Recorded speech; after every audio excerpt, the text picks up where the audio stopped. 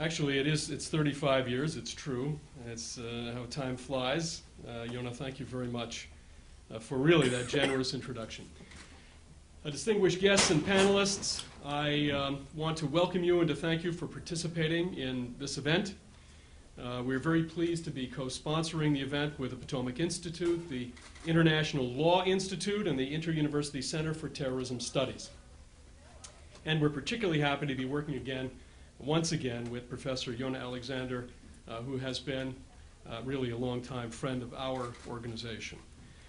B'nai B'rith is perhaps the most widely known Jewish humanitarian, human rights, and advocacy organization, founded in 1843 and based in the United States. We also boast a rich history in pre-war Europe and a burgeoning membership throughout contemporary Europe.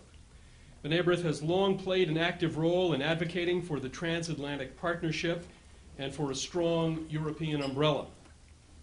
6 years ago, we opened an office in Brussels dedicated to intensifying our outreach to EU institutions and to NATO.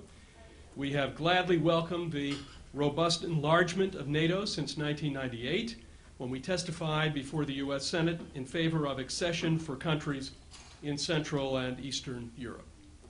Similarly, we have welcomed the growth of the EU, the Organization for Security and Cooperation in Europe, and the Council of Europe, all of which have helped to strengthen democratic institutions, human rights, and security across the region.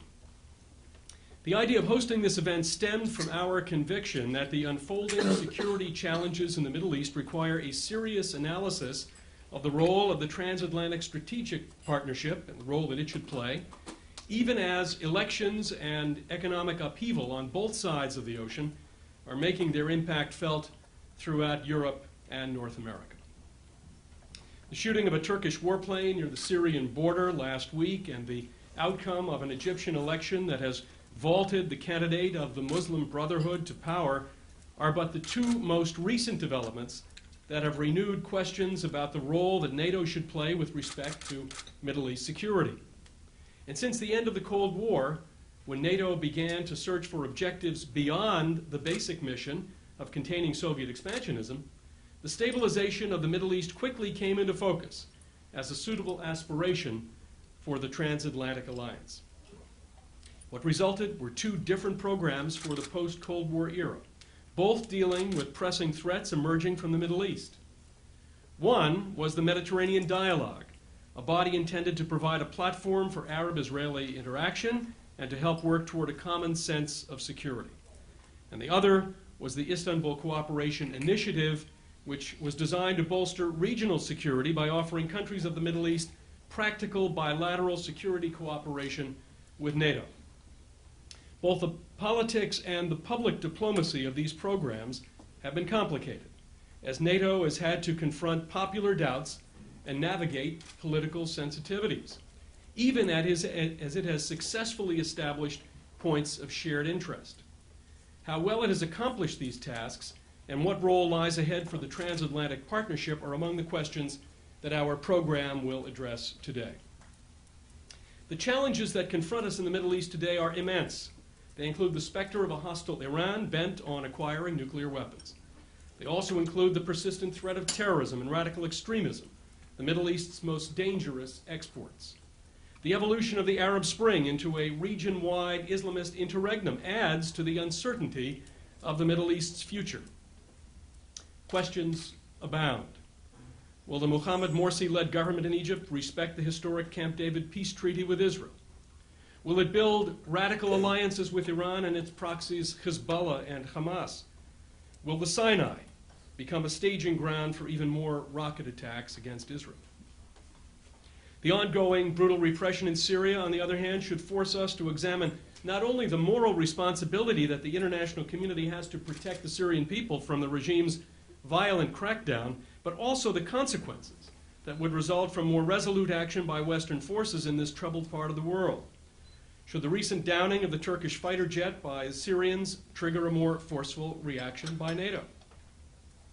And finally, Iran's nuclear proliferation program continues to be, in our view, the most serious threat to global security, about which important decisions must soon be made. How will the transatlantic partnership continue to approach this threat? Is there a role for NATO to play? As the results of recent talks in Moscow proved, the Iranians will continue to stall as they see no serious prospect of military action anytime soon.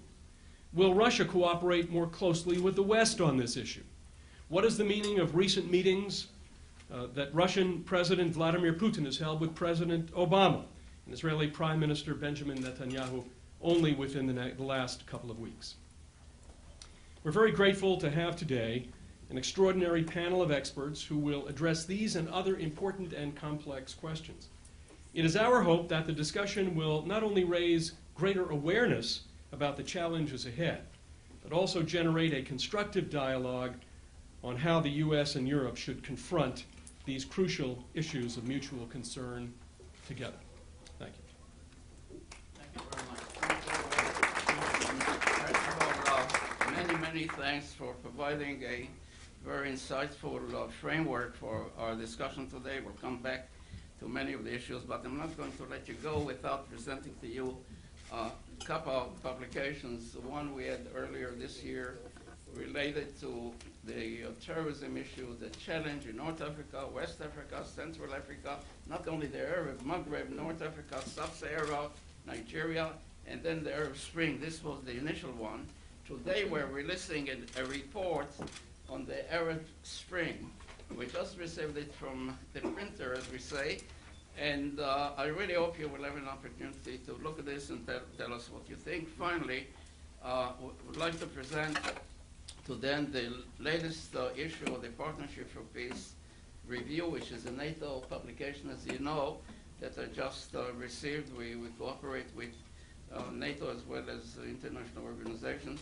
And again, I'm delighted that you are continuing to support our effort. And finally, we published a book this year on the Al-Qaeda. We still have to deal with that 10 years later, and that's for you. Thank you. So thank you very much.